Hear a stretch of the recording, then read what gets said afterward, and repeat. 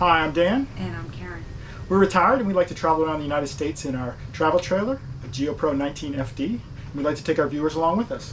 On this trip, we went to what we think is one of the best state parks in Florida, probably the best one, called Topsail. So if you're interested, join us because the horizon awaits.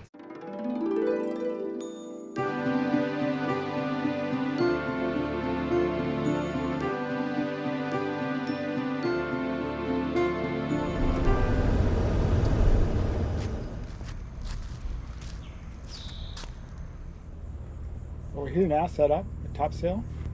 What's the official name of the park? Topsail Hill Preserve State Park. Topsail Hill Preserve State Park. Anyways, it's got a nice concrete pad. We didn't have to back in, which is as usual when you back in. There's a little bit of drama. And it was not the most level site, even though it's concrete pad. I had to put the one side of my wheels raised up quite a bit. But all in all, it's a very nice site, kind of private. Of course, there's the beach here, and we're right on the Gulf Beach, the Emerald Coast. We have a little camp store area with you can rent bikes and you can rent canoes and paddle boards.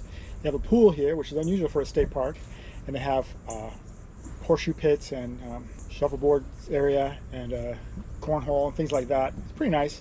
They have a little coffee shop at the front too that seems to be pretty busy. So that's unusual for a state park to have its own coffee shop. But we'll take you a look as we go around towards the beach and things like that.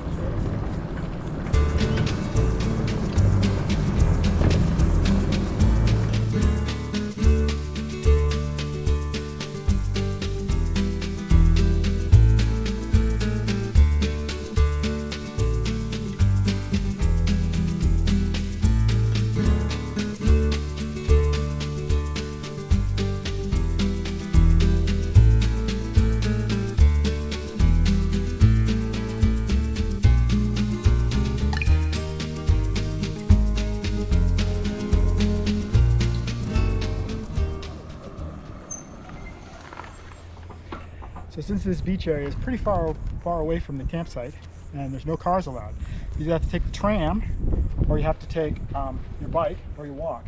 And it's a long way to walk. And we don't want to wait for the tram. It comes every half hour. It's pretty crowded. So we're just using our e-bikes and we just carried everything with us. A little bit of extra material, but fortunately it's not that far of a ride.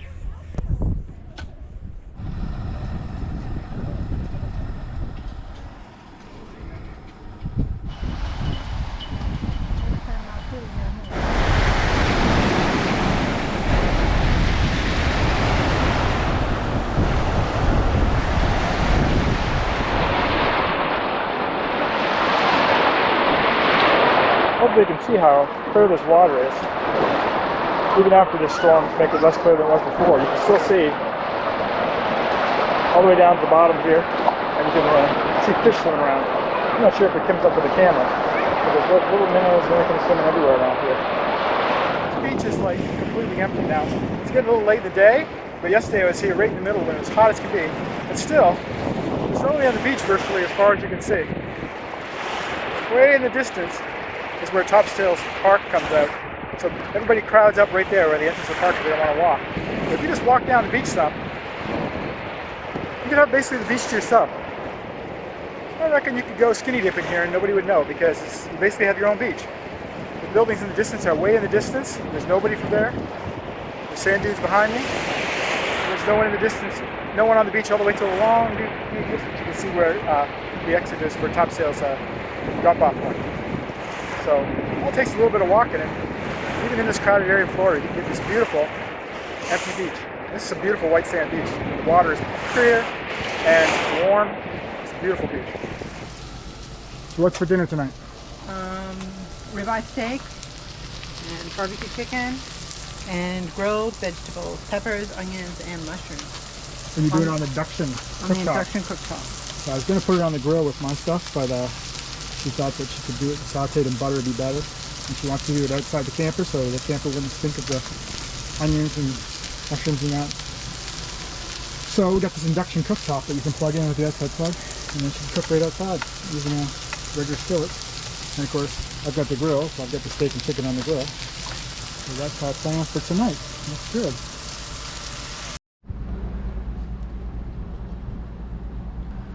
So here's dinner.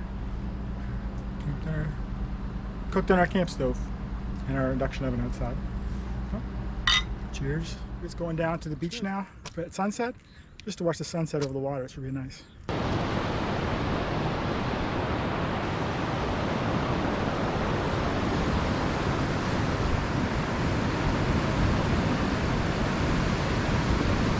Unfortunately, the sun doesn't set over the water, it sets over the land, but what are we going to do?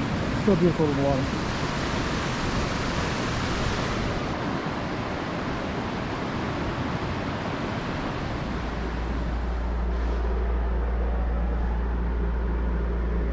There's some deer right outside of our camper. Eating some of the bushes.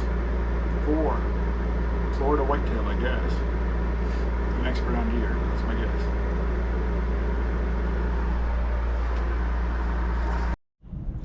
So when we arrived at the camp last night, it was the night for the game 7 of the semifinals for the hockey, and of course the Lightning were playing, and we're big Lightning fans, so we were in a rush to get here because the game started at 7 o'clock local time. So we got here about 6:30. I had to quickly set up, so I ran out here, hook up the cable, and I thought, what in the world kind of cable connection is this? It's got a male plug. Usually there's a box that you put the plug into. So I had to click it quick and set everything up, and then drove over. Fortunately, across the road was a Walmart. Went over there and got a cable connector to hook 2 cables together, so like a female end. And I came back and quickly put it on just in time. The game had just started, and now I got to go through scanning all the channels. Which, if you ever done a scan channel on these TVs in these campers, they're like 15 minutes. So 15 minutes is about going by. No cable, no signal. So the cable didn't work anyways. So I've been having to stream the game on my phone, use tons of data. So the next day I talked to the park. And one of the things is when I came here, I noticed somebody left like a clothesline across the yard, if you look. So I wonder what this is, a clothesline somebody left behind? So the park comes up and says, oh, you have your cable connected to the wrong cable. You got to connect it to this one that's sitting in the yard. And that wasn't a clothesline, it was a cable. So I could have watched the game if I had known that, but I've never been to a park before where they just have a cable. It must have been the cable box here was down, and they decided to use run this one to the site next to us. So that's basically what happened. It's a nice sunny day today, but unfortunately it's our last day here. We're leaving this morning, so we're gonna take a bike ride off to the little cafe, see if we can get some coffee, maybe something for breakfast. We rode through this section of the campground where if you don't have an RV, you can rent a cabin. Yeah, most of them have nice little screen rooms you can sit out of, so there's no bugs at night. They probably have like 3 bedrooms, 2 baths, so you can put an extended family in them. You're right here at Topsail on the beach. So if you don't have an RV, you don't want a tent camp, that's a pretty good option. I don't know what they cost. That's a nice little area.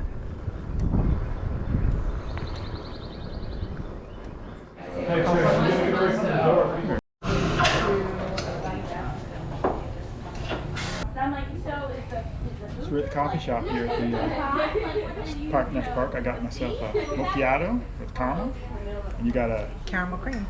That's a nice talk. Plus I got a blueberry crumble. Good. It's a very popular spot up here. Lots of people come. You can sit outside. You can sit inside. I got free Wi-Fi at the park, so that's probably one of the reasons why people come up here a lot. But. It kind of brings me back. I guess it hit home with your. We're back home. Even though there was a lot of rain during our visit, we really enjoyed our time at Topsail. Of course, it's rainy season in Florida, so you got to expect that, but we were fortunate to have a few sunny days where we could enjoy the beach. One thing I really recommend if you're going to go visit Topsail is to take your bikes. We always take our e-bikes with us whenever we travel, but the campground is a fair long way from the beach, and if you want to go see the sunset, the tram stops at 7 p.m., so you got to be there after the tram's finished. So you want to, unless you want to have a long walk, you really need some bikes.